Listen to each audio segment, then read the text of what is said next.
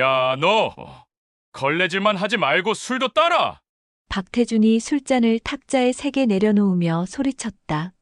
저는 청소만 맡기로 한 계약직입니다. 윤서영이 차분하게 대답했지만 두 손이 살짝 떨렸다. 뭐, 청소부 주제에 말대답이야? 군복 입었다고 군인인 줄 아나 봐라. 너 같은 여자들이 부대에 들어오니까 나라가 썩는 거야. 병사들의 웃음소리가 터져 나왔다. 그 순간 윤서영의 눈빛이 차갑게 변했다. 마치 사냥꾼이 먹잇감을 노리는 듯한 섬뜩한 시선이었다. 자, 여러분 본격적인 이야기 시작하기 전에 구독과 좋아요는 무료니까 미리 눌러주시고요. 재밌는 이야기 들려드릴게요. 비가 추적추적 내리는 초가을 새벽, 작은 군부대의 정문에는 아직 어둠이 가시지 않았습니다. 철문 너머로 한 젊은 여자가 고개를 푹 숙인 채 조심스럽게 걸어 들어왔어요. 윤서영, 32살의 그녀는 군복을 입고 있었지만 계급장은 어디에도 보이지 않았습니다. 대신 등 뒤에 청소용역이라고 적힌 형광조끼가 선명하게 붙어 있었죠. 그녀의 발걸음은 조용했지만 어딘가 군인다운 절도가 느껴졌어요. 하지만 고개를 숙인 채 걷는 모습은 마치 세상의 모든 시선을 피하려는 듯 보였습니다. 청소부가 무슨 군복이야? 하! 초소 근무를 서던 병사들이 수군거리기 시작했습니다. 그들의 웃음소리가 새벽 공기를 가르며 퍼져나갔어요. 요즘 청소하는 아줌마들도 군복 입나 보네. 그러게 말이야. 뭔가 어색하지 않아? 병사들의 대화는 계속 이어졌지만 윤서영은 아무런 대꾸도 하지 않았습니다. 그저 묵묵히 걸어가면서 손에 든 걸레와 양동이를 꽉 붙잡고 있을 뿐이었죠. 하지만 자세히 보면 그녀의 어깨는 곧게 펴져 있었고 걸음걸이에는 일반적인 청소부와는 다른 무언가가 있었어요.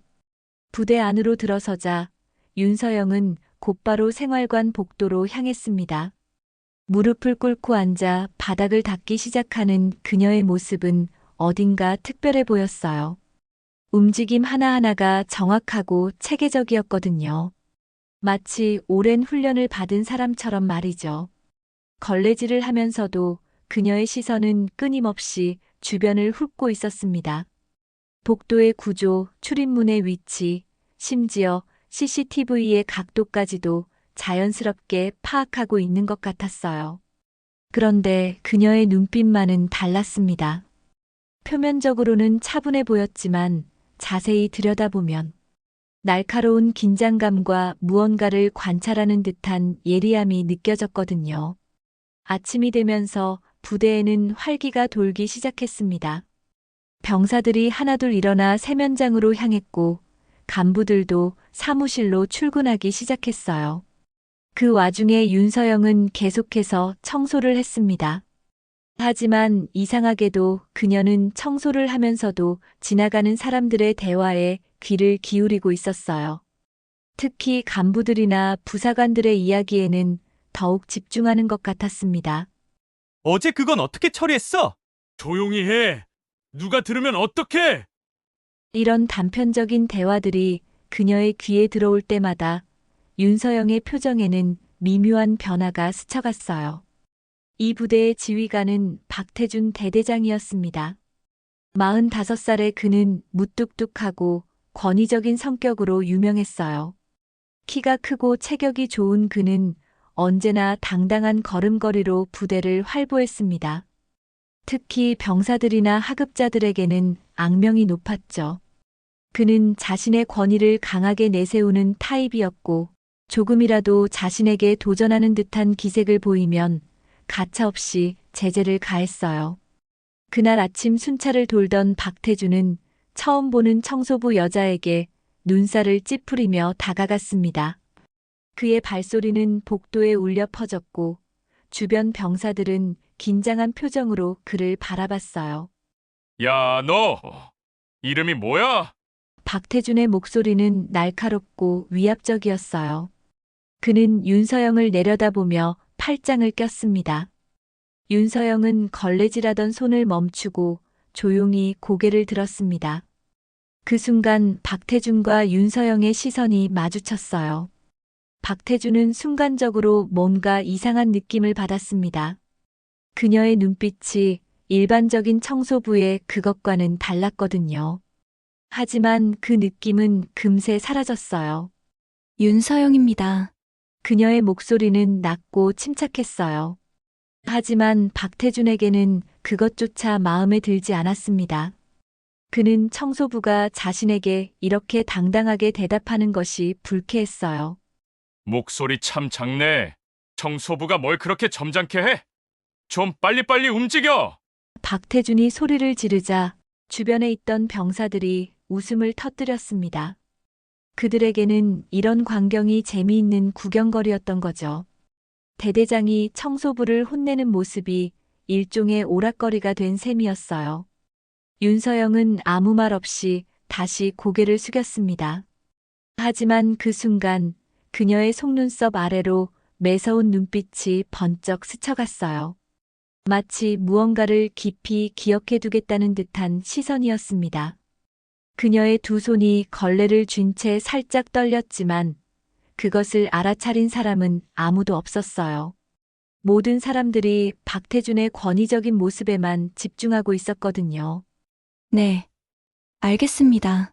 윤서영은 담담하게 대답하며 다시 걸레질을 시작했어요. 박태준은 한동안 그녀를 내려다보다가 코웃음을 치며 자리를 떠났습니다. 쯧, 요즘 청소부들도 참 건방져졌어. 그가 중얼거리는 소리가 복도에 울려 퍼졌어요. 하지만 윤서영의 귀에는 박태준의 발걸음 소리가 완전히 멀어질 때까지 선명하게 들려왔죠. 그녀는 마치 모든 소리를 놓치지 않으려는 듯 예민하게 집중하고 있었거든요. 그날 하루 종일 윤서영은 부대 곳곳을 다니며 청소를 했습니다. 생활관부터 행정실, 식당, 심지어 화장실까지. 그런데 이상한 것은 그녀가 청소를 하는 동안 계속해서 주변을 관찰하고 있다는 점이었어요. 특히 중요한 문서들이 있을 법한 곳이나 지휘관들이 자주 드나드는 공간에서는 더욱 세심하게 움직였습니다. 행정실을 청소할 때는 책상 위에 놓인 서류들의 제목을 슬쩍 훑어봤고, 대대장실 근처를 지날 때는 귀를 기울여 안에서 나오는 대화 소리를 들으려 했어요. 하지만 아무도 그것을 알아차리지 못했죠. 모두 그녀를 그저 평범한 청소부로만 생각했으니까요. 점심시간이 되자 윤서영은 식당에서 청소를 하며 병사들과 간부들의 대화를 들었습니다. 요즘 부대의 분위기가 좀 이상하지 않아? 무슨 말이야? 모르겠어. 그냥 뭔가 숨기는 게 있는 것 같은 느낌이 들어. 이런 대화들이 윤서영의 관심을 끌었어요. 그녀는 걸레로 테이블을 닦으면서도 계속 귀를 기울였습니다. 그리고 마음속으로는 이런 정보들을 하나하나 정리하고 있었어요. 해가 저물 무렵 윤서영은 마지막으로 대대장실 앞 복도를 청소하고 있었습니다. 박태준이 안에서 전화 통화를 하는 소리가 새어나왔어요. 그래, 이번에도 잘 처리했어. 아무도 모를 거야. 윤서영의 손이 잠깐 멈췄습니다. 그리고 귀를 더욱 기울였죠. 다음 주에 그 사람들 오면 잘 대응해야 해. 절대 들키면 안 돼. 박태준의 목소리는 조심스럽고 긴장되어 있었어요.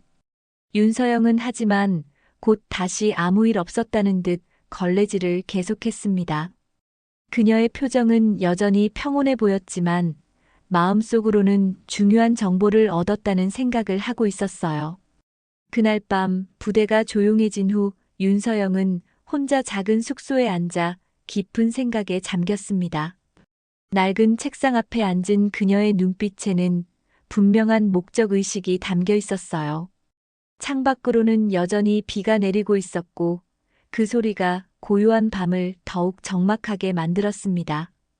윤서영은 오늘 하루 동안 수집한 정보들을 머릿속으로 정리하기 시작했어요. 박태준의 행동 패턴, 부대 내부의 분위기, 그리고 들은 대화들까지 모든 것이 그녀의 예상과 일치하고 있었습니다. 역시 그렇군. 윤서영이 작게 중얼거렸어요. 그리고 작은 거울을 보며 자신의 모습을 확인했습니다.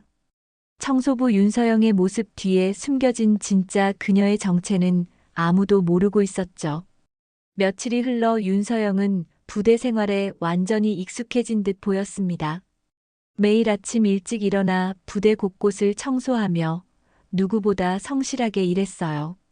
하지만 그녀를 바라보는 시선들은 여전히 차갑기만 했습니다. 특히 박태준 대대장은 윤서영을 볼 때마다 불쾌한 표정을 지었죠. 그에게는 청소부 따위가 자신과 같은 공간에서 일한다는 것 자체가 못마땅했거든요. 저 여자 뭔가 이상하지 않아? 부사관 하나가 동료에게 속삭였습니다.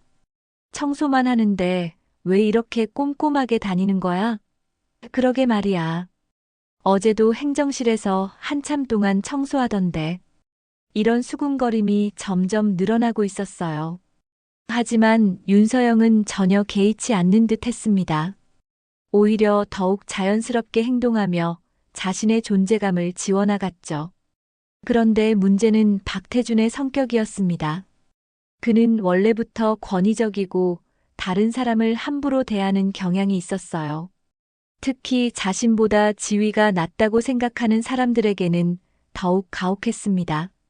청소부인 윤서영은 그에게 있어서 완벽한 표적이었죠. 게다가 최근 들어 상부에서 부대 감찰이 있을 거라는 소문이 돌면서 박태준의 신경은 더욱 날카로워져 있었어요. 금요일 저녁 부대 간부들의 회식 자리가 마련되었습니다. 박태준은 평소보다 일찍 술을 마시기 시작했어요. 그날따라 그의 기분이 좋지 않았거든요. 상부에서 내려온 공문들, 처리해야 할 업무들, 그리고 무엇보다 최근 자꾸 신경 쓰이는 청소부의 존재까지 모든 게 그를 짜증나게 만들었습니다. 대대장님, 오늘 기분이 안 좋아 보이시네요. 한 부사관이 조심스럽게 말을 걸었습니다. 별일 아니야. 그냥 요즘 신경 쓸 일이 많아서. 박태준은 소주잔을 단숨에 비우며 대답했어요. 하지만 술이 들어가면서 그의 성격은 더욱 거칠어졌습니다. 아, 그래. 저 청소부 여자 불러와. 네. 왜요? 뭐든 시켜볼까 해서. 부사관이 망설이는 사이 박태준이 직접 윤서영을 불렀습니다. 야, 윤서영. 이리 와. 그의 목소리는 술 기운 때문에 더욱 거칠게 들렸어요. 윤서영은 다른 곳에서 청소를 하고 있다가 부름을 받고 회식 장소로 왔습니다. 간부들이 둘러앉은 테이블 앞에 서자 모든 시선이 그녀에게 쏠렸어요. 뭐 하고 있었어? 청소하고 있었습니다. 청소만 하지 말고 술도 따라. 박태준이 소주병을 윤서영 앞으로 밀었습니다. 그 순간 윤서영의 표정이 미묘하게 변했어요. 하지만 여전히 차분한 목소리로 대답했습니다. 저는 청소만 맡기로 한 계약직입니다. 그 말을 들은 순간 박태준의 얼굴이 붉어졌습니다. 술기운도 있었지만 무엇보다 청소부 따위가 자신에게 말대답을 했다는 사실이 그를 분노하게 만들었어요. 뭐, 청소부 주제에 말대답이야?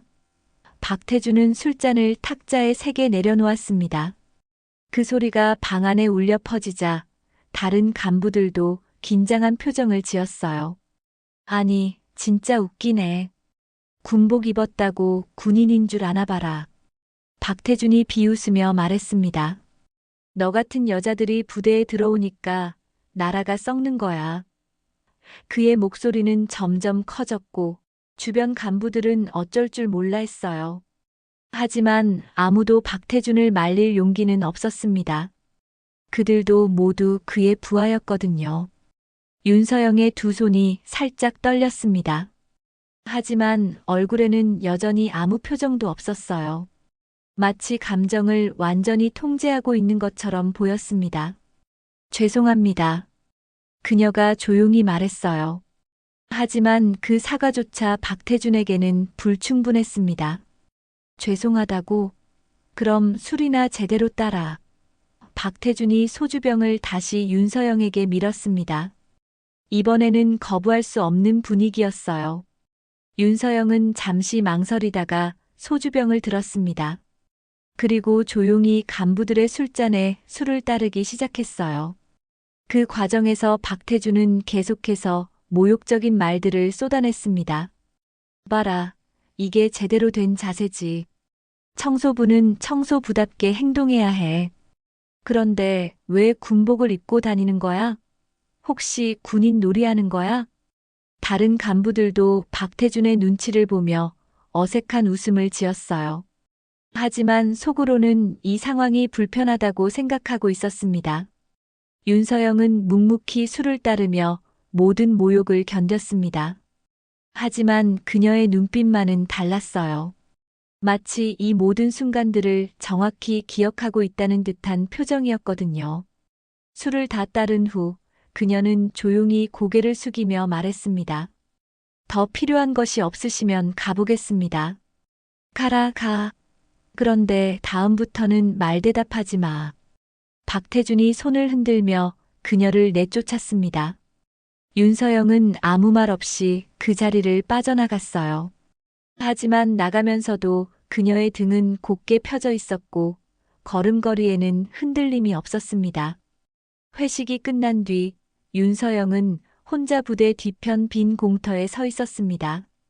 밤바람이 그녀의 머리카락을 흔들었고 멀리서 부대의 불빛들이 깜빡이고 있었어요. 그녀는 깊게 숨을 들이쉬고 내쉬며 마음을 진정시켰습니다. 그리고 작게 중얼거렸어요. 참아야 한다. 아직은 때가 아니다. 하지만 그녀의 눈빛에는 분노가 아닌 차가운 결의가 담겨 있었습니다. 오늘 받은 모욕들이 그녀를 더욱 강하게 만들고 있었어요. 박태준이 보여준 모습들, 그가 내뱉은 말들, 모든 것이 그녀의 기억 속에 선명하게 새겨졌습니다. 박태준. 그녀가 그의 이름을 조용히 불렀어요. 너의 진짜 모습을 곧 모든 사람들이 보게 될 거다. 그날 밤 윤서영은 자신의 작은 숙소로 돌아갔습니다. 하지만 잠들기 전에 그녀는 작은 수첩을 꺼내 뭔가를 적기 시작했어요. 오늘 있었던 일들, 박태준의 행동들, 그리고 회식 자리에서 들은 대화들까지 모든 것을 빠짐없이 기록했습니다. 그리고 마지막에 한 줄을 추가했어요. 목표 인물의 성격 파악 완료. 다음 단계 진행 준비. 창밖으로는 여전히 부대의 불빛들이 보였고 멀리서 순찰을 도는 병사들의 발걸음 소리가 들려왔습니다. 하지만 윤서영의 마음은 이미 다른 곳에 가 있었어요. 그녀가 정말로 이 부대에 온 이유, 그리고 박태준이라는 인물 뒤에 숨겨진 진실들을 찾기 위한 계획들이 그녀의 머릿속에서 점점 구체화되고 있었습니다. 오늘의 모욕은 끝이 아니라 시작이었어요. 진짜 게임은 이제부터 시작될 것이었습니다. 윤서영이 부대에 온 지 일주일이 지났습니다. 그동안 그녀는 완벽한 청소부 역할을 해냈어요. 누구도 의심하지 않았고 오히려 성실한 청소부라는 평가를 받고 있었습니다. 하지만 윤서영의 진짜 목적은 따로 있었죠. 그녀가 매일 새벽마다 부대 곳곳을 청소하며 관찰해온 것들이 점점 하나의 그림을 만들어가고 있었어요. 특히 박태준의 행동 패턴을 파악하는 데 집중했습니다. 그가 언제 사무실에 들어오고 언제 나가는지, 누구와 만나고 어떤 전화를 받는지까지 모든 것을 세심하게 관찰했어요. 그리고 그 과정에서 이상한 점들을 발견하기 시작했습니다. 박태준이 가끔씩 늦은 밤에 혼자 사무실에 남아있다는 것, 그리고 그럴 때마다 누군가와 비밀스러운 전화통화를 한다는 것이었죠. 월요일 새벽, 평소보다 더 일찍 부대에 나온 윤서영은 아직 아무도 없는 행정동에서 청소를 시작했습니다. 복도를 걸레질하며 각 사무실의 문을 하나씩 확인해 봤어요. 대부분은 잠겨 있었지만 몇 개의 사무실은 열려 있었습니다. 그 중에서도 가장 중요한 곳은 박태준의 대대장실이었죠. 아직 아무도 오지 않았군. 윤서영이 조심스럽게 복도를 둘러봤습니다. CCTV의 사각지대를 이미 파악해둔 그녀는 자연스럽게 움직이며 대대장실 앞으로 다가갔어요. 문은 잠겨 있었지만 그녀에게는 문제가 되지 않았습니다. 청소용 마스터키를 가지고 있었거든요. 이상하네. 청소부가 왜 이런 걸 가지고 있을까? 윤서영이 마스터키를 보며 의미심장한 미소를 지었어요. 사실 이 키는 그녀가 진짜 신분으로 미리 준비해둔 것이었습니다. 문을 열고 조심스럽게 안으로 들어간 윤서영은 먼저 사무실 내부를 살펴봤어요. 깔끔하게 정리된 책상, 벽에 걸린 표창장들, 그리고 한쪽 구석에 놓인 금고까지. 역시 여기에 있을 거야. 윤서영은 박태준의 책상으로 다가갔습니다. 서랍들을 하나씩 열어보기 시작했어요. 첫 번째 서랍에는 일반적인 사무용품들이 있었고, 두 번째 서랍에는 개인적인 물건들이 들어 있었습니다. 하지만 세 번째 서랍은 잠겨 있었어요. 흥미롭네. 윤서영이 작은 도구를 꺼내 서랍 자물쇠를 열기 시작했습니다. 몇 분 후 찰칵하는 소리와 함께 서랍이 열렸어요. 그 안에는 일반적인 서류들 사이에 숨겨진 봉투 하나가 있었습니다. 봉투를 열자 안에서는 예상했던 대로의 것들이 나왔어요. 비자금 조성 장부였습니다. 부대 운영비를 횡령한 내역들이 세세하게 기록되어 있었어요. 이달 급식비 일부 전용, 유류비 허위 정산, 시설 보수비 부풀리기, 모든 것이 체계적으로 이루어지고 있었습니다. 하지만 더 충격적인 것은 그 다음 서류였어요. 병사 폭행 기록이었습니다. 박태준이 직접 병사들을 폭행한 날짜와 이유들이 적혀 있었어요. 그런데 이상한 점은 이런 기록들이 은밀하게 숨겨져 있다는 것이었습니다. 마치 누군가에게 보여주기 위한 증거처럼 보관되어 있었어요. 이건 뭘까?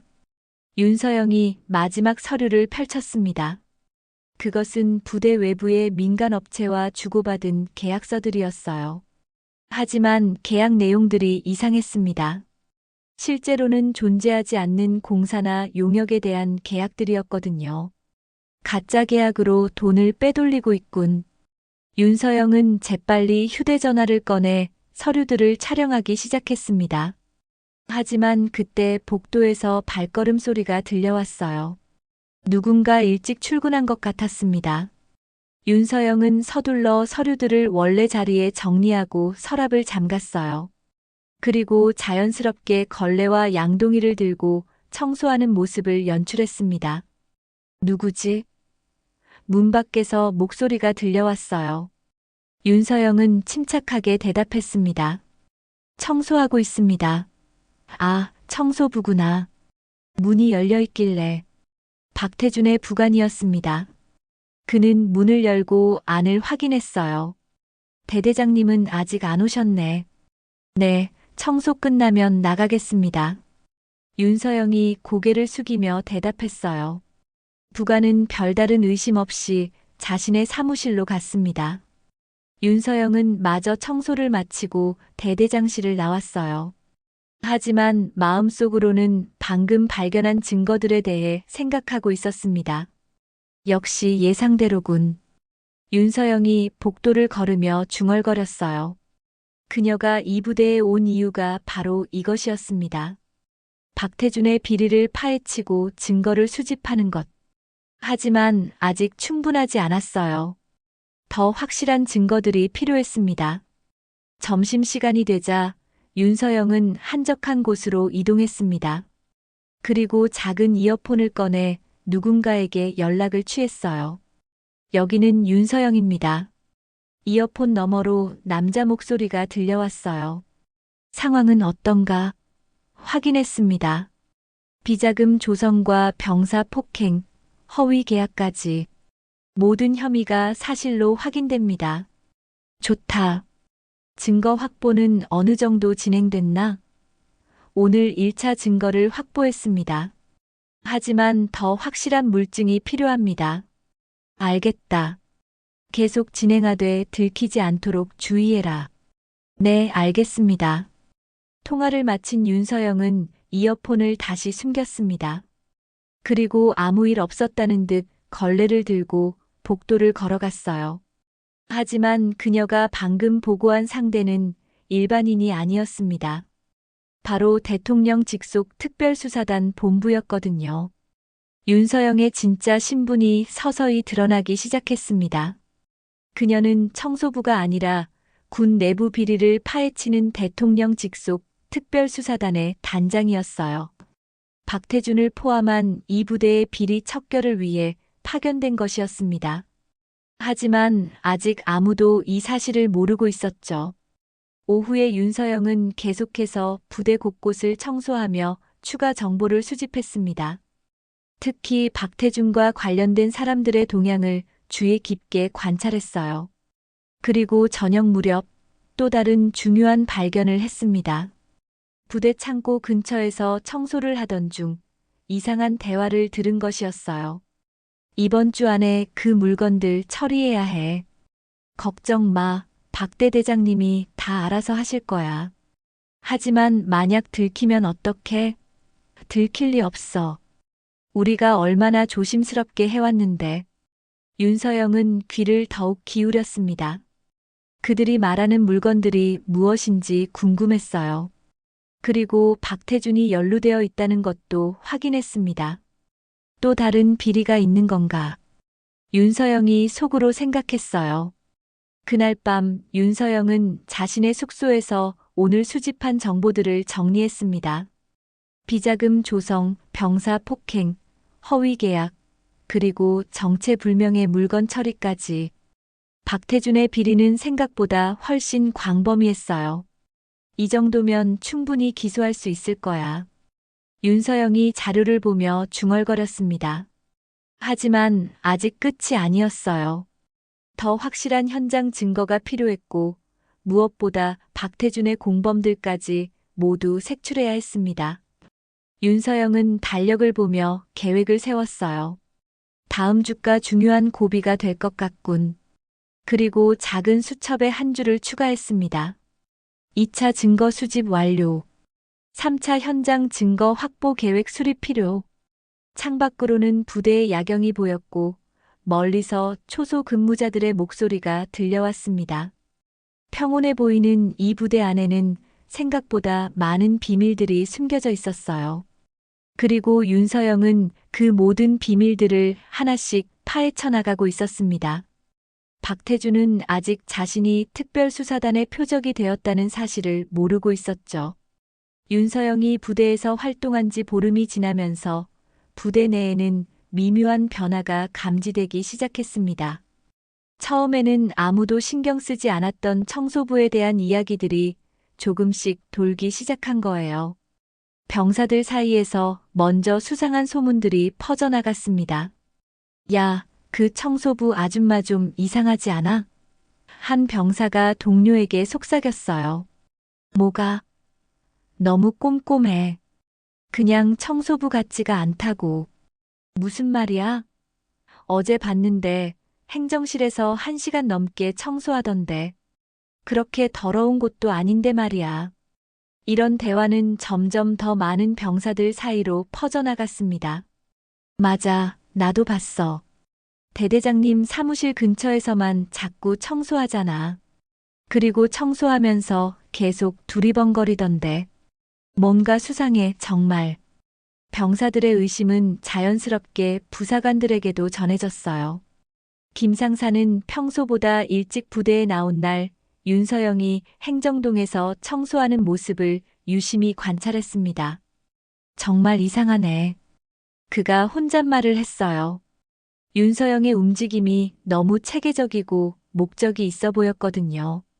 일반적인 청소부라면 그냥 대충대충 할 텐데 그녀는 마치 무언가를 찾는 것처럼 구석구석을 살피고 있었어요. 청소부치고는 너무 젊지 않나? 또 다른 부사관이 김 상사에게 말했습니다. 그러게 말이야. 보통 이런 일 하는 사람들은 나이가 좀 있잖아. 그리고 말투도 좀 이상해. 너무 정중하고 교육받은 티가 나. 이런 의견들이 하나둘 모이기 시작했어요. 박태준 역시 이런 소문들을 듣게 되었습니다. 처음에는 그냥 병사들의 쓸데없는 잡담 정도로 생각했어요. 하지만 점점 더 많은 사람들이 같은 이야기를 하자 그도 미심쩍다는 생각을 하기 시작했습니다. 청소부가 뭐 그리 특별할 게 있다고. 박태준이 중얼거렸지만 마음 한구석에는 불안감이 자리 잡았어요. 특히 최근 들어 상부에서 부대 감찰이 있을 거라는 소문이 더욱 구체화되고 있었습니다. 박태준은 자신이 저질러온 일들 때문에 늘 긴장하고 있었어요. 비자금 조성, 병사 폭행, 허위 계약 등 모든 것이 들킬까봐 두려웠거든요. 그런 상황에서 의심스러운 인물이 부대에 나타났다는 것은 그에게 큰 스트레스였습니다. 이상사, 그 청소부 여자 좀 지켜봐. 박태준이 부관에게 지시했어요. 무엇을 지켜보라는 말씀입니까? 뭔가 수상해. 평범한 청소부가 아닐 수도 있어. 설마 청소부가 뭘 어쩌겠습니까? 모르는 일이야. 요즘 세상에 무슨 일이 일어날지. 박태준의 지시를 받은 이상사는 윤서영을 주시하기 시작했습니다. 하지만 윤서영은 이미 자신이 관찰받고 있다는 것을 눈치챘어요. 오랜 수사 경험으로 단련된 그녀의 감각은 남다르게 예민했거든요. 눈치챘군. 윤서영이 속으로 생각했습니다.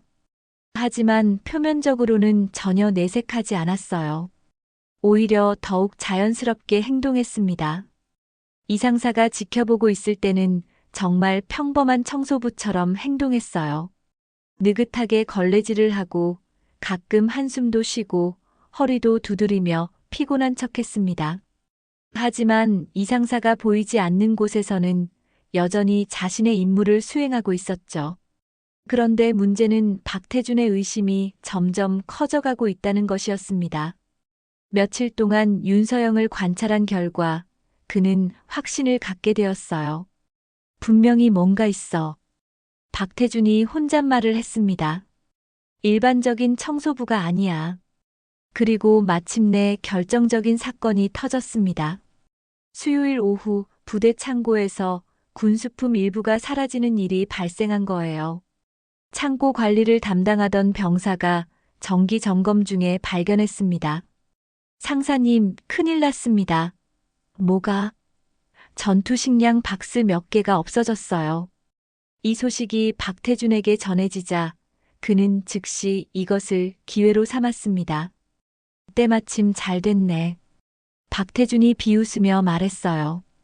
이제 저 청소부 여자의 정체를 확실히 밝힐 수 있겠어. 사실 군수품 분실은 박태준 자신이 관련된 일이었어요. 허위 계약을 통해 빼돌린 물품들 중 일부였거든요. 하지만 그는 이것을 윤서영에게 뒤집어 씌울 계획을 세웠습니다. 전 부대 집합, 박태준이 명령을 내렸어요.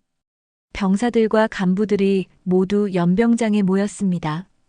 윤서영도 청소 도구를 든 채 한쪽 구석에 서 있었어요. 박태준은 위풍당당하게 앞으로 나서며 큰 소리로 말했습니다. 오늘 우리 부대에서 중대한 일이 발생했다. 그의 목소리가 연병장에 울려 퍼졌어요. 창고에서 군수품이 도난당했다. 병사들이 웅성거리기 시작했습니다. 이런 일은 절대 있어서는 안 되는 일이다. 박태준이 계속 말했어요. 그리고 박태준의 시선이 윤서영에게로 향했습니다. 그런데 최근 우리 부대에 수상한 인물이 들어왔다. 모든 사람들의 시선이 윤서영에게 쏠렸어요. 청소부라고 하지만 행동거지가 평범하지 않은 여자가 말이다. 윤서영은 여전히 침착한 표정으로 서 있었습니다. 하지만 속으로는 박태준의 의도를 파악하고 있었어요. 드디어 본색을 드러내는군. 그녀가 생각했습니다. 박태준은 자신의 범죄를 숨기기 위해 윤서영을 희생양으로 삼으려는 거였어요. 너지? 내가 훔쳤지. 박태준이 윤서영을 향해 소리쳤습니다. 그의 목소리는 분노로 가득 차 있었어요. 하지만 윤서영은 당황하지 않았습니다. 증거가 없잖습니까? 그녀가 차분하게 대답했어요. 증거. 내가 너의 그 수상한 꼴 자체가 증거야. 박태준이 더욱 큰 소리로 외쳤습니다. 병사들은 이 상황을 어떻게 받아들여야 할지 몰라 했어요. 한편으로는 대대장의 말이 맞는 것 같기도 하고, 한편으로는 청소부를 이렇게 몰아붙이는 것이 옳은지 의문이 들었거든요. 청소부 주제에 뭔가 숨기고 있는 게 분명해. 박태준이 계속 윤서영을 몰아붙였습니다. 내가 이 부대에 들어온 진짜 목적이 뭐야? 그의 목소리에는 점점 더 절박함이 담겨갔어요. 사실 박태준 자신이 더 많은 것을 숨기고 있었거든요. 윤서영은 모든 시선을 받으며 서 있었습니다. 병사들 앞에서 공개적으로 모욕을 당하고 있었지만 그녀의 표정에는 여전히 흔들림이 없었어요. 오히려 박태준의 이런 행동이 그의 진짜 모습을 보여주는 증거가 되고 있었습니다. 조만간 진실이 드러날 겁니다. 윤서영이 조용하지만 분명한 목소리로 말했어요. 그 순간 박태준의 얼굴이 일그러졌습니다. 청소부 주제에 이렇게 당당할 수 있다는 것이 그를 더욱 화나게 만들었거든요. 끌고 가. 박태준이 명령했습니다. 몇 명의 병사들이 주저하면서 윤서영에게 다가왔어요. 하지만 윤서영은 저항하지 않았습니다. 그저 조용히 그들을 따라갔을 뿐이었죠. 하지만 그녀의 눈빛에는 분명한 메시지가 담겨 있었어요. 이 모든 것을 기억하고 있다는 경고였습니다. 그날 밤 윤서영은 임시로 마련된 격리실에 갇혔습니다. 하지만 그녀는 전혀 초조해하지 않았어요. 오히려 이 상황이 자신의 계획에 도움이 될 거라고 생각했습니다. 박태준이 보여준 오늘의 모습이야말로 그의 진짜 성격을 증명하는 완벽한 증거였거든요. 곧 모든 것이 뒤바뀔 거야. 윤서영이 작게 미소 지으며 중얼거렸습니다. 윤서영이 격리된 그날 밤 부대는 긴장감으로 가득했습니다. 병사들은 오늘 있었던 일에 대해 수군거렸고 간부들은 상황이 어떻게 돌아가는지 파악하려 애쓰고 있었어요. 하지만 정작 박태준은 자신의 사무실에서 술을 마시며 승리감에 젖어 있었습니다. 드디어 저 골칫거리를 처리했군. 박태준이 소주잔을 들며 혼잣말했어요. 뭔가 수상하다고 생각했는데 역시 내 눈은 정확해. 그는 윤서영을 제거함으로써 자신의 비리가 들킬 위험도 사라졌다고 안심하고 있었습니다. 하지만 그것은 착각이었어요. 한편 격리실에 있던 윤서영은 전혀 다른 생각을 하고 있었습니다. 그녀는 작은 창문을 통해 들어오는 달빛을 보며 계획을 정리하고 있었어요. 이제 마지막 단계만 남았군. 윤서영이 조용히 중얼거렸습니다. 사실 오늘의 상황도 그녀가 어느 정도 예상했던 일이었거든요. 자정이 넘어서자 윤서영은 숨겨둔 작은 통신 장비를 꺼냈습니다. 그것은 평소에 청소 도구 사이에 교묘하게 숨겨둔 것이었어요. 본부, 여기는 윤서영입니다. 그녀가 속삭이듯 말했습니다. 곧 상대방의 목소리가 들려왔어요. 상황이 어떤가? 예상대로입니다. 목표 인물이 본색을 드러냈습니다. 저를 희생양으로 만들려고 하고 있어요. 증거 수집은 완료됐나? 네, 충분합니다. 이제 작전을 실행할 때입니다. 윤서영의 목소리에는 확신이 담겨 있었어요. 알겠다. 내일 새벽에 팀이 도착할 예정이다. 네, 준비하고 있겠습니다. 통화를 마친 윤서영은 미소를 지었습니다. 드디어 자신의 진짜 정체를 드러낼 때가 온 것이었어요. 하지만 그 전에 한 가지 더 해야 할 일이 있었습니다. 새벽 3시경, 윤서영은 격리실을 조용히 빠져나왔습니다. 사실 그녀에게는 이런 간단한 자물쇠 따위는 아무 문제도 되지 않았어요. 오랜 수사 경험으로 익힌 기술들이었거든요. 복도를 조심스럽게 걸으며 박태준의 사무실로 향했습니다. 마지막 증거를 확보해야겠군. 윤서영이 사무실 문을 열며 중얼거렸어요. 이번에는 더욱 확실한 물증이 필요했습니다. 그녀는 박태준의 컴퓨터를 켰어요. 비밀번호는 이미 며칠 전에 알아낸 상태였습니다. 컴퓨터 안에는 예상했던 것보다 더 많은 증거들이 있었어요. 비자금 조성에 관련된 은행 거래 내역, 민간 업체와의 불법 거래, 증빙 서류, 심지어 다른 부대 지휘관들과 주고받은 비리 관련 이메일까지. 이 정도면 완벽하겠네. 윤서영이 모든 자료를 복사하며 말했습니다. 하지만 그때 갑자기 사무실 문이 열렸어요. 박태준이 들어온 것이었습니다. 그는 잠이 오지 않아 사무실에 나온 길이었는데 불이 켜져 있는 것을 보고 이상하게 생각했거든요. 누구야? 박태준이 소리쳤습니다. 윤서영은 침착하게 컴퓨터 화면을 끄고 돌아섰습니다. 안녕하세요, 대대장님. 그녀의 목소리는 여전히 차분했어요. 박태준은 격리실에 있어야 할 윤서영이 자신의 사무실에 있는 것을 보고 경악했습니다. 내가 어떻게 여기에 격리실에서 나온 거야? 네, 나왔습니다. 윤서영이 담담하게 대답했어요. 박태준은 더욱 당황했습니다. 그리고 윤서영이 자신의 컴퓨터 앞에 있었다는 것을 깨달았어요. 뭘 하고 있던 거야? 당신의 비리를 확인하고 있었습니다. 윤서영이 솔직하게 말했어요. 박태준의 얼굴이 새파랗게 질렸습니다. 뭐라고? 비자금 조성, 병사 폭행, 허위 계약. 모든 증거를 확보했습니다. 박태준은 순간 무릎이 꺾이는 느낌이었어요. 하지만 곧 분노가 치밀어 올랐습니다. 내가 뭘 안다고 그래. 청소부 주제에. 그가 윤서영에게 달려들려 했지만 윤서영은 재빠르게 피했어요. 그리고 박태준의 팔을 제압했습니다. 어떻게? 박태준이 놀라며 말했어요. 윤서영의 움직임은 전문적이고 정확했습니다. 일반적인 청소부가 할 수 있는 것이 아니었거든요. 당신이 생각하는 것과는 다른 사람이니까요. 윤서영이 말했습니다. 그때 박태준은 무언가 깨달았어요. 내가 설마. 네, 맞습니다. 저는 청소부가 아닙니다. 윤서영이 마침내 진실을 털어놓았어요. 그럼 넌 대체 누구야? 박태준이 절망적인 목소리로 물었습니다. 그건 내일 아침에 알게 될 겁니다. 윤서영이 의미심장하게 말했어요.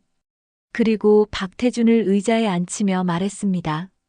지금까지 당신이 저질러온 모든 일들의 대가를 치를 때가 왔습니다. 박태준은 이제 완전히 절망에 빠졌어요. 자신이 숨겨왔던 모든 비리가 들통난 것이었습니다. 제발 살려줘. 내가 뭘 잘못했는지 다 고백할게. 그가 무릎을 꿇으며 애원했어요. 너무 늦었습니다. 윤서영이 차가운 목소리로 말했어요. 당신이 지금까지 괴롭혔던 모든 병사들을 생각해 보세요. 당신이 빼돌린 돈 때문에 제대로 된 급식도 시설도 제공받지 못했던 사람들을 말입니다. 박태준은 자신의 과거 행동들이 떠올라 더욱 절망했어요. 실제로 그는 수많은 병사들을 폭행했고 부대 운영비를 횡령해왔습니다. 그 결과 병사들의 생활 환경은 계속 열악했고 많은 사람들이 고통받았어요. 그런데 어떻게 내 컴퓨터 비밀번호를 알았지? 박태준이 마지막으로 궁금한 것을 물었어요. 당신이 며칠 전에 입력하는 것을 봤습니다. 당신 딸 생일이더군요. 윤서영이 대답했습니다. 그 순간 박태준은 자신이 얼마나 허술했는지 깨달았어요. 윤서영이 그를 관찰해온 기간 동안 모든 것이 노출되어 있었던 것이었습니다. 그럼 넌 처음부터 날 노리고 온 거야? 네, 그렇습니다. 박태준의 마지막 희망마저 꺾였습니다. 그는 주저앉으며 중얼거렸어요. 모든 게 끝났군. 윤서영은 그런 박태준을 내려다보며 말했습니다. 끝이 아니라 시작입니다. 진짜 정의가 구현되는 시작 말이에요. 새벽이 밝아오기 시작했습니다. 곧 윤서영이 기다리던 사람들이 도착할 것이었어요. 그녀는 창밖을 보며 생각했습니다. 지난 몇 주간의 치밀한 계획이 마침내 결실을 맺을 때가 온 것이었죠. 박태준, 당신의 진짜 심판은 이제 시작됩니다. 윤서영이 마지막으로 말했어요. 박태준은 더 이상 아무 말도 할 수 없었습니다. 자신이 저질러온 모든 죄악들이 한꺼번에 밝혀질 것이라는 두려움에 떨고만 있었어요. 드디어 윤서영의 진짜 정체가 드러날 시간이 다가오고 있었습니다. 그리고 박태준을 포함한 이 부대의 모든 비리가 세상에 알려질 순간도 함께 말이에요. 오랫동안 숨겨져 있던 진실이 마침내 햇빛을 보게 될 것이었습니다. 새벽 5시 부대 정문으로 여러 대의 검은색 승용차들이 조용히 들어왔습니다. 평소라면 이런 시간에 외부 차량이 들어오는 일은 거의 없었어요. 초소 근무를 서던 병사들도 이상하게 생각했지만 차량들에서 내린 사람들의 분위기가 심상치 않아 감히 제지하지 못했습니다.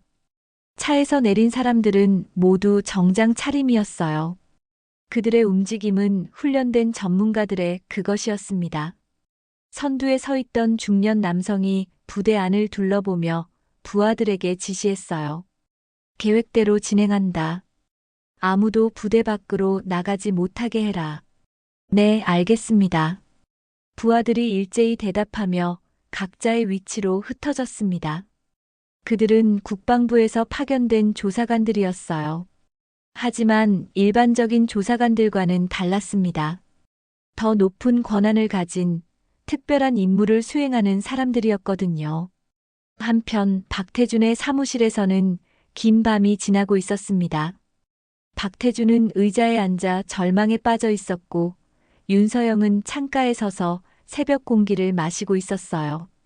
곧 끝날 거예요. 윤서영이 조용히 말했습니다. 당신의 오랜 거짓말이 마침내 끝날 때가 왔어요. 내가 뭘 그렇게 잘못했다고.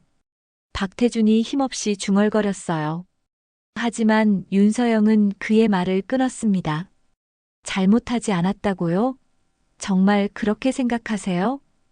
그녀의 목소리에는 차가운 분노가 담겨 있었어요. 이병 김민수 기억하세요?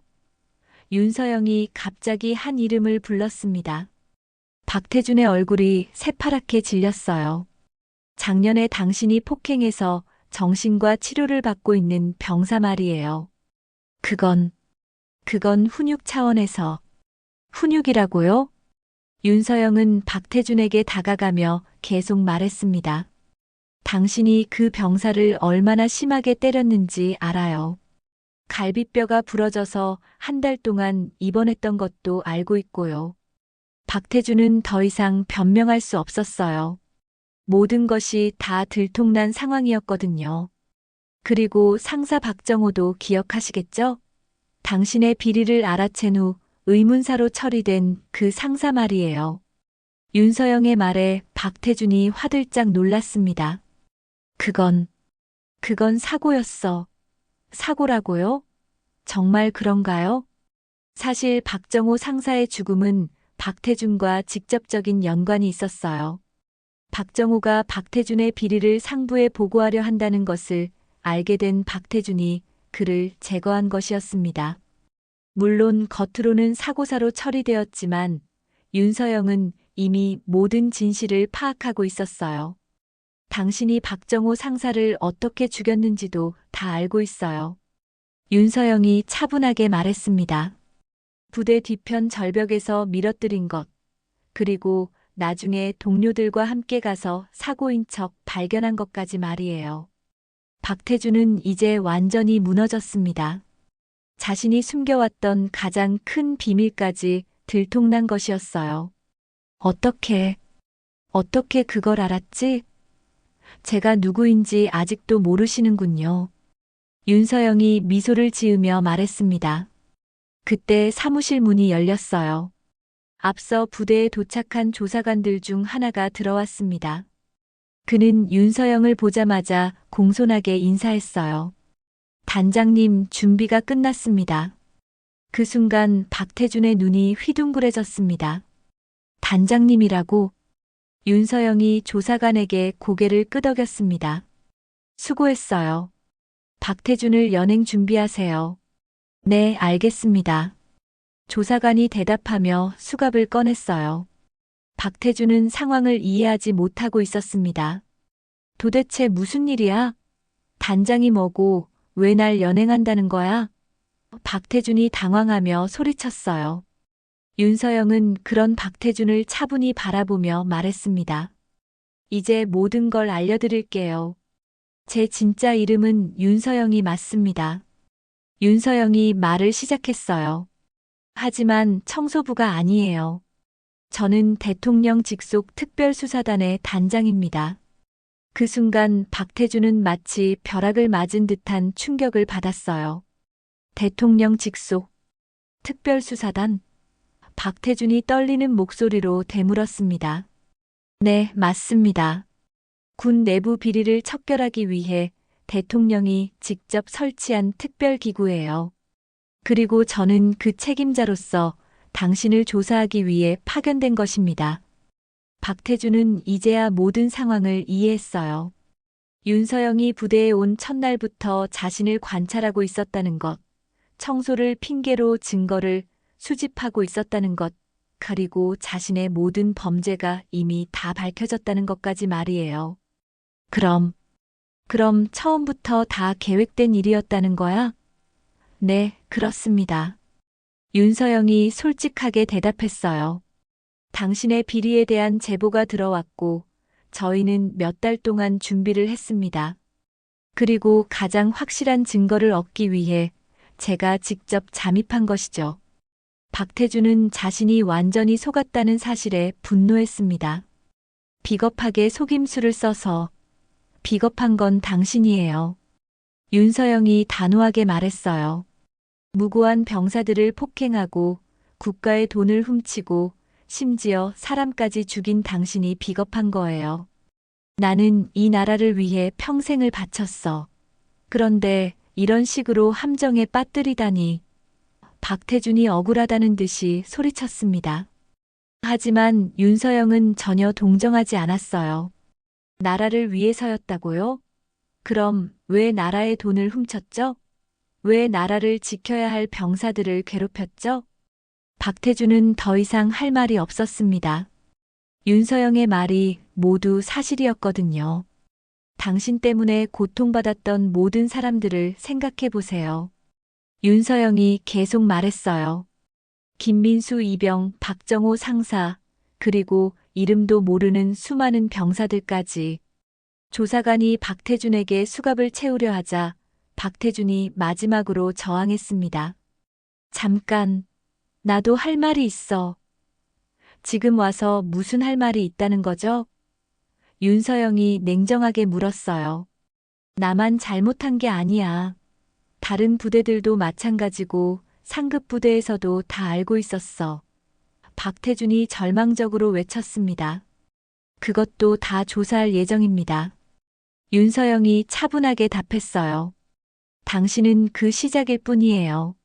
수갑이 채워진 박태준을 바라보며 윤서영은 생각했습니다. 지난 몇 주 동안 청소부로 위장하며 견뎠던 모든 모욕들이 이 순간을 위한 것이었다고 말이에요. 박태준, 이제부터 당신의 진짜 시련이 시작됩니다. 내가 이렇게 끝날 줄은 몰랐어. 박태준이 힘없이 중얼거렸어요. 끝이 아니에요. 윤서영이 마지막으로 말했습니다. 당신이 저지른 죄에 대한 정당한 심판을 받는 것일 뿐이에요. 새벽 햇살이 사무실 창을 통해 들어왔습니다. 길고 어두웠던 밤이 마침내 끝나고 진실이 밝혀지는 새로운 아침이 시작된 것이었어요. 윤서영은 창밖을 바라보며 깊게 숨을 들이쉬었습니다. 드디어 자신의 진짜 임무를 완수할 때가 온 것이었습니다. 새벽 6시 부대 전체에 긴급 집합 명령이 떨어졌습니다. 평소보다 훨씬 이른 시간이었지만 모든 병사들과 간부들이 연병장으로 모여들었어요. 하지만 오늘의 분위기는 평소와 완전히 달랐습니다. 부대 곳곳에 정장을 입은 낯선 사람들이 서 있었고 정문은 완전히 봉쇄된 상태였거든요. 도대체 무슨 일이지? 병사들이 수군거렸습니다. 저 사람들 누구야? 왜 갑자기 집합이야? 불안한 기색이 역력했어요. 간부들도 마찬가지였습니다. 평소 아침 집합과는 전혀 다른 긴장감이 연병장을 감돌고 있었어요. 그런데 가장 당황한 사람은 박태준이 보이지 않는다는 것을 깨달은 부관들이었습니다. 대대장님이 안 계신데? 어디 가신 거지? 이상사가 박태준의 사무실로 뛰어갔지만 거기에는 아무도 없었어요. 아니, 정확히 말하면 조사관 2명이 서류들을 정리하고 있었습니다. 여기서 뭐 하시는 겁니까? 이상사가 조심스럽게 물었어요. 조사관 중 하나가 신분증을 보여주며 대답했습니다. 국방부 특별조사팀입니다. 박태준 대대장 관련 자료를 수집하고 있습니다. 이상사의 얼굴이 새파랗게 질렸어요. 한편 연병장에서는 점점 더 많은 사람들이 모여들고 있었습니다. 그런데 이상한 것은 청소부였던 윤서영이 보이지 않는다는 것이었어요.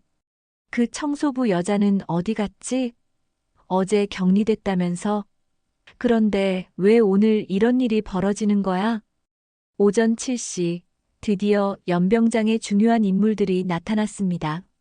정장을 입은 조사관들이 단상 앞에 일렬로 섰고 그들 중 한 명이 확성기를 들었어요. 부대 장병 여러분, 잠시 주목해 주시기 바랍니다. 모든 시선이 단상으로 향했습니다. 저는 국방부 특별조사단장 김민호입니다. 오늘 이 자리에 여러분을 모신 이유를 설명드리겠습니다. 김민호의 목소리가 연병장에 울려 퍼졌어요. 병사들은 숨죽이며 그의 말을 들었습니다. 여러분의 지휘관인 박태준 대대장이 중대한 범죄 혐의로 체포되었습니다. 그 순간 연병장은 술렁이기 시작했어요. 무슨 소리야? 대대장님이 체포됐다고? 믿을 수 없다는 표정들이었습니다.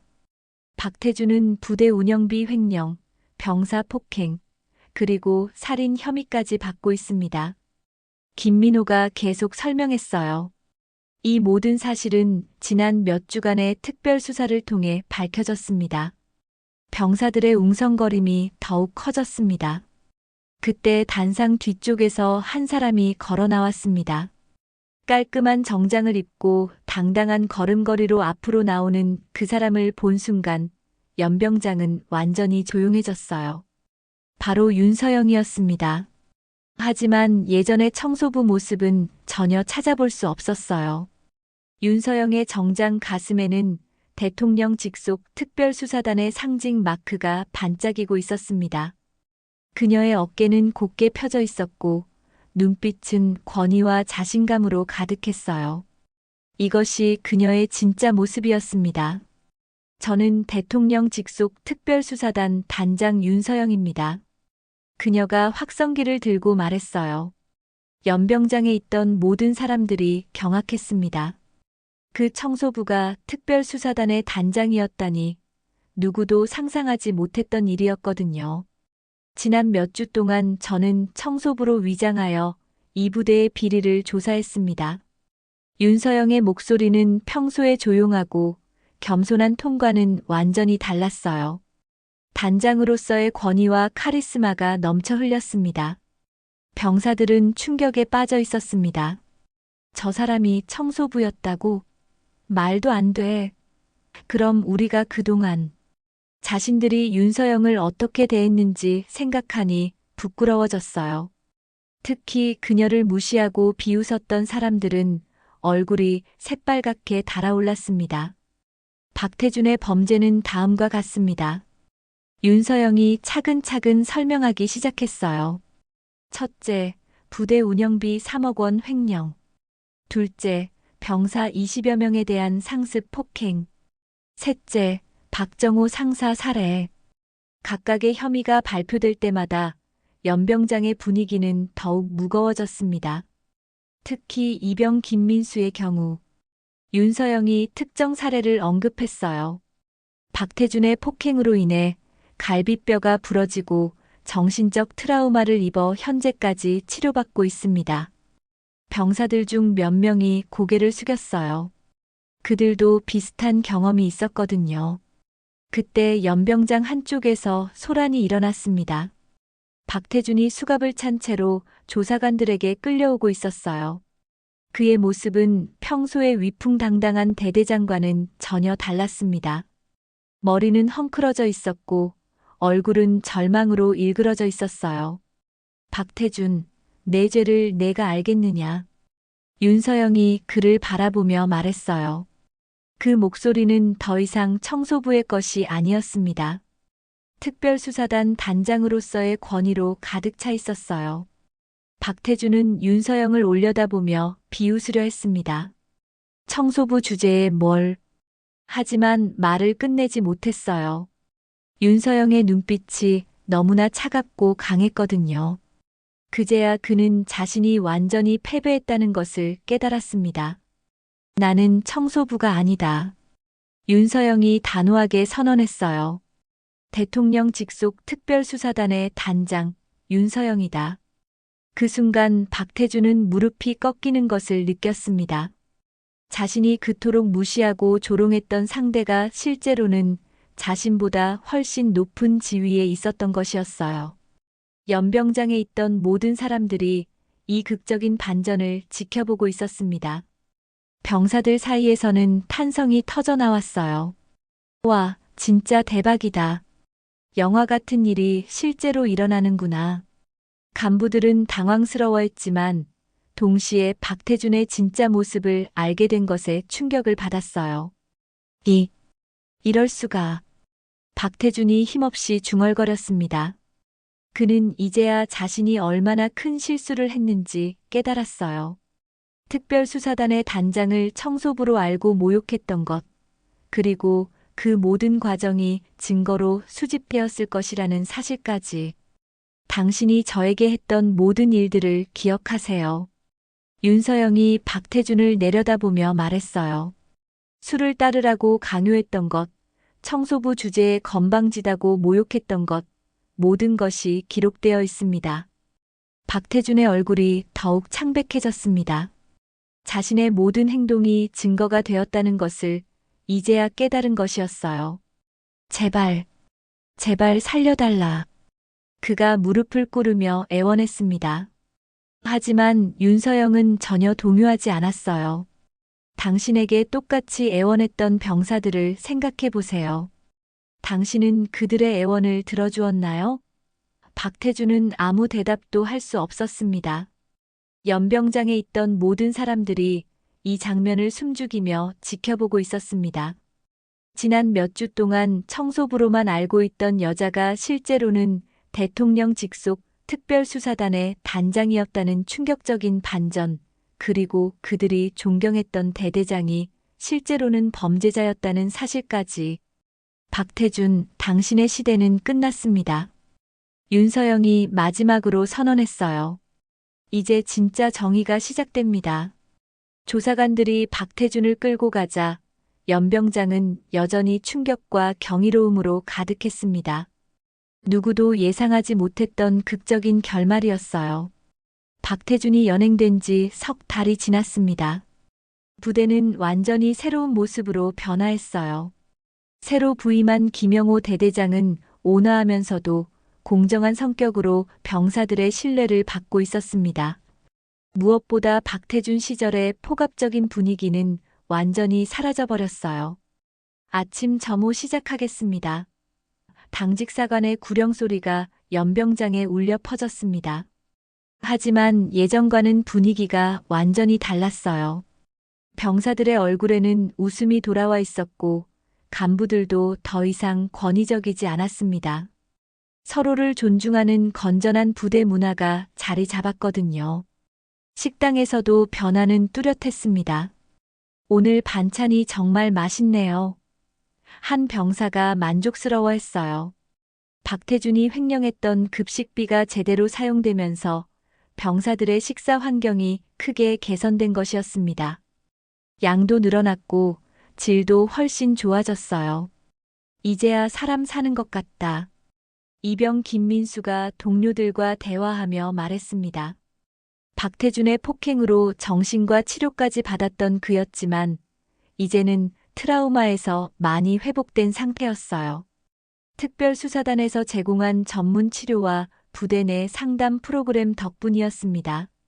부대 시설들도 하나둘 새롭게 단장되고 있었어요. 박태준이 빼돌린 시설 보수비가 정상적으로 사용되면서 오래된 생활관들이 현대적으로 리모델링 되었습니다. 와, 정말 깨끗해졌네. 병사들이 새로워진 생활관을 보며 감탄했어요. 가장 큰 변화는 부대 내 인권 상황이었습니다. 예전에는 상급자의 부당한 명령이나 폭언을 그냥 참아야 했지만 이제는 신고 체계가 확립되어 있었어요. 부대 내 고충 처리 위원회가 설치되었고 외부 기관과의 연계도 강화되었습니다. 정말 많이 달라졌죠? 새로 부임한 이중희가 선배 간부에게 말했어요. 그럼 예전에는 상상도 못했던 변화야. 선배가 감회에 젖어 대답했습니다. 박대 대장 때는 숨쉬기도 힘들었는데 이제는 정말 자유로워. 한편 윤서영은 부대를 떠날 준비를 하고 있었습니다. 특별수사단의 임무는 끝났고 이제 다른 곳에서 새로운 임무가 기다리고 있었어요. 하지만 떠나기 전에 마지막으로 해야 할 일이 있었습니다. 오후 3시 윤서영이 부대를 찾았습니다. 이번에는 정장이 아닌 평상복 차림이었어요. 그녀의 모습을 본 병사들이 반갑게 인사했습니다. 단장님 오셨네요. 안녕하세요. 예전과는 완전히 다른 분위기였어요.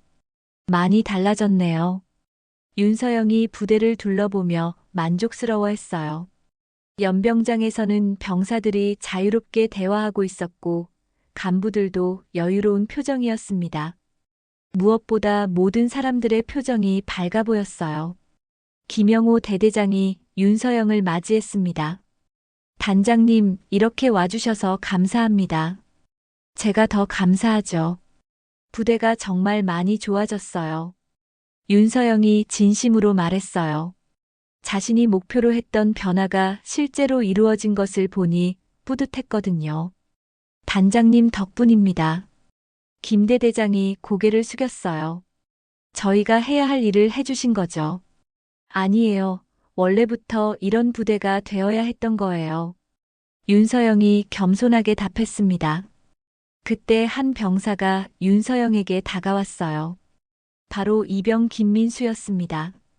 그는 윤서영을 보자마자 깊게 경례했어요.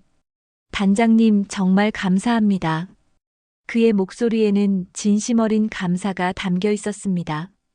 괜찮아졌어요? 윤서영이 따뜻하게 물었어요. 네, 많이 좋아졌습니다. 치료도 잘 받고 있고 무엇보다 이제는 안전하다고 느껴져요. 김민수의 대답에 윤서영의 마음도 따뜻해졌습니다. 곧 더 많은 병사들이 몰려들었어요. 모두 윤서영에게 감사 인사를 하려는 것이었습니다. 단장님이 아니었으면 우리가 어떻게 됐을까요? 정말 영웅이세요. 병사들의 순수한 감사 표현에 윤서영은 잠시 감동받았어요. 여러분이 용기를 낸 덕분이에요. 윤서영이 병사들에게 말했어요. 저 혼자서는 아무것도 할 수 없었을 거예요. 여러분이 진실을 말해주고 증언해 주었기 때문에 가능한 일이었습니다. 실제로 수사 과정에서 많은 병사들이 용기를 내어 박태준의 범죄를 증언했어요. 처음에는 보복이 두려워 망설였지만 윤서영의 신분이 밝혀진 후에는 적극적으로 협조했습니다. 그들의 증언이 박태준을 유죄로 만드는 결정적 증거가 되었어요. 그런데 박태준은 어떻게 되었나요? 한 병사가 조심스럽게 물었어요. 재판에서 유죄 판결을 받았어요. 윤서영이 답했습니다. 횡령과 폭행으로 10년, 살인으로 15년, 총 25년형을 선고받았습니다. 병사들은 복잡한 표정을 지었어요. 한편으로는 정의가 구현된 것에 안도했지만 한편으로는 한때 자신들의 지휘관이었던 사람의 몰락이 씁쓸하기도 했거든요. 자업자득이지만 그래도 안타까워요. 한 병사가 중얼거렸습니다. 그가 선택한 길이었어요. 윤서영이 차분하게 말했어요. 누구나 자신의 행동에 책임을 져야 합니다. 특히 다른 사람의 생명과 안전을 책임지는 위치에 있었던 사람이라면 더욱 그렇죠. 해가 저물어가는 시간, 윤서영은 마지막으로 부대를 한 바퀴 돌아보았습니다. 처음 청소부로 위장해서 들어왔을 때의 기억이 떠올랐어요. 그때는 이렇게 아름다운 변화가 일어날 것이라고 확신하지 못했었거든요. 단장님, 한 병사가 뛰어와서 편지를 건네주었어요. 저희가 함께 쓴 감사 편지입니다. 편지 봉투에는 부대 전체 병사들의 서명이 빼곡히 적혀 있었습니다. 편지를 받아든 윤서영의 눈가가 촉촉해졌어요. 이런 순간들 때문에 자신이 이 일을 하는 것이라고 생각했습니다. 정말 고마워요. 그녀가 진심으로 말했어요. 떠날 시간이 되었습니다. 윤서영은 부대 정문으로 향했어요. 뒤따라오는 병사들에게 마지막 인사를 했습니다. 그동안 정말 감사했습니다. 저희가 지켜나가겠습니다. 김민수를 비롯한 병사들이 일제히 경례를 했어요. 제가 더 감사해요. 윤서영이 마지막으로 말했어요. 여러분 덕분에 제가 이 일을 계속할 용기를 얻었으니까요. 그리고 조용히 걸어나가는 그녀의 뒷모습을 병사들은 묵묵히 경례하며 바라보았습니다. 윤서영은 걸어나가면서 생각했어요. 내가 청소한 건 걸레로 바닥이 아니라 너희가 안전하게 지낼 이 나라였다. 그녀의 진짜 임무는 이것이었습니다. 더러워진 것들을 깨끗하게 만드는 것, 부패를 척결하고 정의를 세우는 것. 부대 뒤편에서는 석양이 아름답게 지고 있었어요. 새로운 하루가 끝나고 또 다른 새로운 하루가 시작될 것이었습니다. 윤서영이 떠난 후에도 이 부대는 건전하고 투명하게 운영될 것이고 병사들은 안전하고 행복하게 복무할 수 있을 것이었어요. 차에 오른 윤서영은 창밖으로 부대를 마지막으로 바라봤습니다. 저 안에서 새로운 희망이 자라나고 있었어요. 그리고 자신은 또 다른 곳에서 새로운 임무를 시작할 것이었습니다. 부패와 부정의가 있는 곳이라면 어디든지 윤서영은 다시 누군가로 위장하여 나타날 것이었어요. 진정한 정의를 위해서 말이죠. 오늘도 재미있으셨나요? 시청해주셔서 감사합니다. 재미있게 보셨다면 구독, 좋아요, 알림 설정까지 해주시면 큰 힘이 됩니다.